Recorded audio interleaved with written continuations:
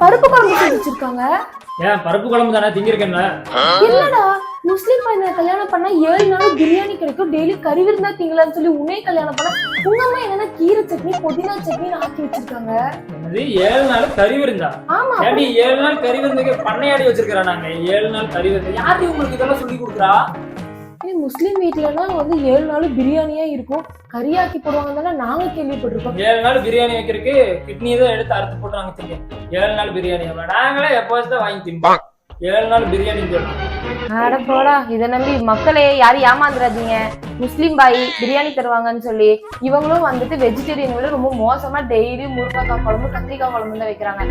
யாரும் போய் முஸ்லீம் பையனை கல்யாணம் பண்ணிடாதீங்க. பிரியாணிக்கு வேண்டி தான் நீ கல்யாணம் பண்ணி? ஆமா, எங்க வீட்டுல எப்பாச்சும் ஒரு நாள் தான் போடுவாங்க. சரி உன் வீட்லாச்சும் திங்களான்னு நினைச்சதும் கல்யாணம் பண்ணேன். இல்ல எனக்கு புரியல. பிரியாணிக்கு வேண்டி பிரியாணிக்கு வேண்டி நீ எனக்கு கல்யாணம் பண்ணி சொல்லு.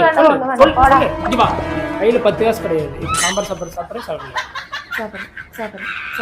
ஓ ஓ